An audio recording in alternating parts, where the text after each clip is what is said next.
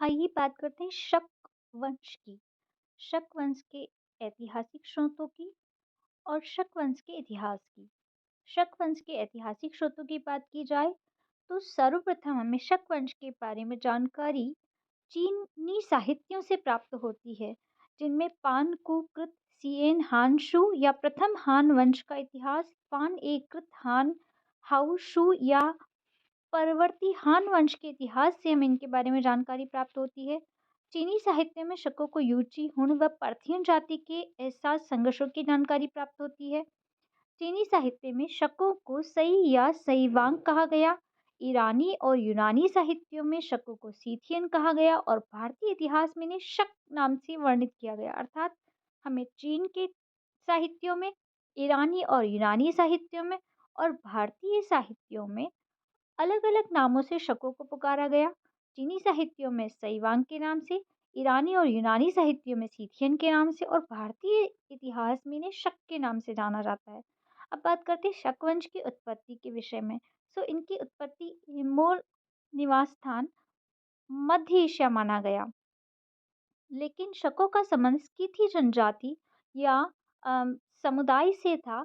इनका निवास स्थान सीर नदी या सिर दरिया के पास का क्षेत्र था, जिसे मध्य एशिया में किर्गिस्तान, तजिकिस्तान, उज़्बेकिस्तान और कज़ाकिस्तान आदि देशों अम, को इस जाति का निवास स्थान माना जाता है। ये खानाबदोश और बर्बर जाति थी।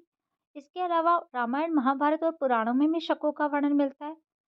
कुछ वर्णन हमें उम, नरीश्वत ब्राह्मणों और वर्णाश्रम व्यवस्था से इनका वर्णन मिलता है, जिसमें शकों को मलेच्छ कहा गया और बाद में इन्हें शक कहा गया। यदि शकों के प्रारंभिक इतिहास की बात की जाए तो शक जाति को मूल रूप से चीन की युइश जाति के आक्रमण के कारण ये सीर नदी के अपने क्षेत्र से पलायन होकर इन्होंने निर्वासित जीवन व्यतीत किया। 165 ईसा पूर्व में चीन की यूची नामक जाति ने शकों के ऊपर आक्रमण किया और इन्हें अपने क्षेत्र को छोड़ना पड़ा। शकों ने यूनानियों पर आक्रमण करके बैक्ट्रिया पर अपना अधिकार कर लिया और यूची जाति ने शकों को बैक्ट्रिया में भी पराजित करके उन्हें पलायन करने पर मजबूर किया। शकों के बाद ने पर्थिया पर आक्रमण के दो पार्थियन शासकों फ्रात द्वितीय और आर्तेबानस को पराजित किया। शकों को पराजित करके उन्हें सीस्तान की ओर खदेड़ दिया गया। अब शक सीस्तान होते हुए गांधार, गांधार होते हुए सिंध प्रदेश के निचले भाग में पहुंचे। यदि मुख्य रूप से बात की जाए तो शकों की दो शाखाएं अलग-अलग भागों में बट गई थी। शकों ने सिंध प्रदेश को अपना निवास स्थान और राजधानी बनाया। यह प्रदेश शकद्वीप के नाम से जाना गया और शकों ने इस स्थान को केंद्र में रखकर भारतवर्ष पर बार-बार आक्रमण किए। अब बात करते हैं शककालीन भारतीय स्रोतों की। मथुरा के राजकीय संग्रहालय में मूर्ति स्तंभ, सिंह शीर्ष स्तंभ, मुद्रा, रुद्रदामन का गिरनार या जूनागढ़ शिलालेख, रुद्रदामन का अंधो का शिलालेख, मासिक और जुन्नर गुहालेखों से हमें शकों के बारे में जानकारी प्राप्त होती है।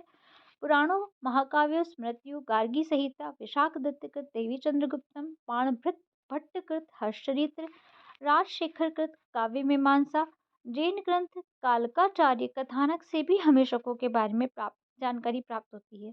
अब यदि बात की जाए शकों के भारत आगमन के बारे में, तो जैन साहित्य के अनुसार जैन आचार्य काहलक ने उन्हें भारत आने के लिए आमंत्रण दिया था और शक शासकों को भारत में आक्रमण का न्योता दिया गया था।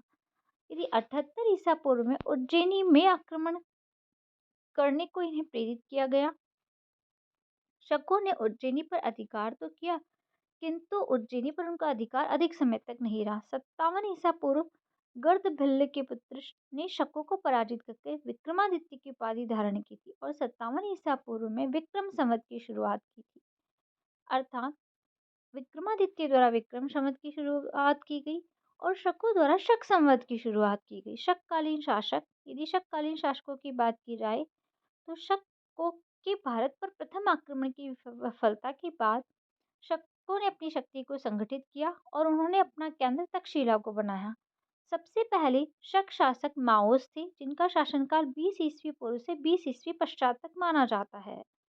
इनका साम्राज्य पुष्प कलावती, कपीशा और मथुरा तक विस्तृत था। माओस के बाद उनका पुत्र एजेज तक्षशिला का राजा बना।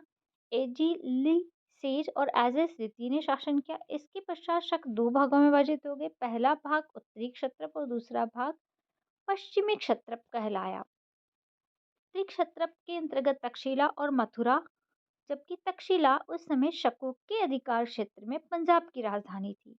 तक्षशिला का तात्कालिक शक शासक लियाक कुसलुक था। उत्तरी क्षत्रप क्षेत्र मथुरा का शासन हम्मामस और हमगाम नामक दो शासकों के हाथ में रहा। पश्चिमी क्षेत्रप क्षेत्र का शासक मुमुक था। नहपान का शासन 125 ईसा पूर्व के आसपास समाप्त हुआ।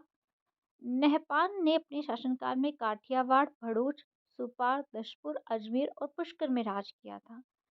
अब बात करते हैं 78 ईस्वी में चस्टन ने उज्जैन में शक वंश की स्थापना की थी और उनका पुत्र जयदमन उज्जैन का शासक बना।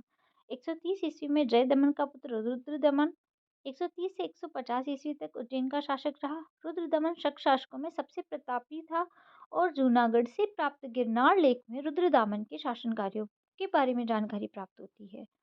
रुद्रदामन द्वारा मौर्यकालीन सुदर्शन झील का पुनर्निर्माण करवाया गया, इसकी भी हमें जानकारी प्राप्त होती है। और इस झील का पुनर्निर्माण उन्होंने अपनी संपत्ति से करवाया था। रुद्रदामन के बाद कई शक शासक हुए, किंतु शक वंश धीरे धीरे पतन की ओर अग्रसर हुआ और चौथी शताब्दी के चतुर्थांश में रुद्रदेव तृतीय शक वंश का अंतिम शासक हुआ।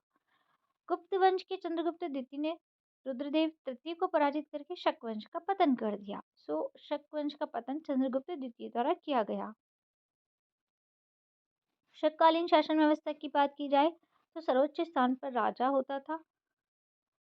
राज्य की शासन कार्य व्यवस्था में संचालन हेतु अमात्य होता था।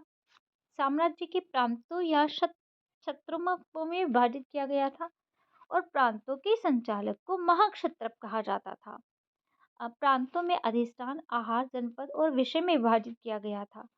शक प्रशासन की सबसे छोटी इकाई ग्राम होती थी। ग्राम प्रधान को उत्तरी भारत में ग्रामीण तथा दक्षिणी भारत में मुलुक कहा जाता था। ऐसे नगर या निगम जिनमें प्रशासक, क्षत्रप आदि निवास करते थे, उन्हें अधिष्ठान कहा जाता था। शक शासन व्यवस्था में राजकोष में आवश्यक धन पूर्ति के लिए राजस्व कर की व्यवस्था की गई थी। इतिहासकारों के अनुसार शकों का शासन एक स्वस्थ शासन था। उनकी नीतियां उदार थी, कर प्रणाली आसान थी और शक शासक उदार और सहिष्णु होते थे। शकों का भारतीय संस्कृति में योगदान की बात की जाए तो वे खानाबदोश और बर्बर थे, किंतु भारतवर्ष में आने के बाद वे यहाँ की संस्कृति में घुल मिल गए और भारतवर्ष में शैव, वैदिक और बौद्ध मत उन्होंने स्वीकार कर लिए। 78 ईस्वी में शक संवत की शुरुआत की। यहाँ हमें दो नए संवतों की जानकारी मिलती है, विक्रम संवत और शक संवत। शकों ने भारतवर्ष की संस्कृत भाषा के प्रचार प्रसार को भाषा बनाया।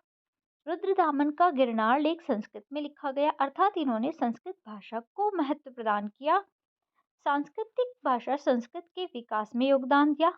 रुद्रदमन वैदिक धर्म का अनुयायी था तथा संस्कृत साहित्य तथा भाषा से उन्हें प्रेम था। शकों ने अपने कार्यों, क्रियाकलापों को मौर्य युगीन शिलालेखों की भांति गुहा लेखों, ताम्रपत्रों, शिलालेखों आदि के द्वारा सुरक्षित किया। शक रुद्रदामन के मौर्यकालीन सुदर्शन झील के जीर्णोद्धार का कार्य भी करवाया गया। ऐसा माना जाता है कि छठ पूजा को प्रारंभ करने वाले शक ही थे और सूर्य पूजा शक द्वीप यानी पूर्वी ईरान, बलोचिस्तान, सीस्तान आदि क्षेत्रों में होती थी। Thank you so much.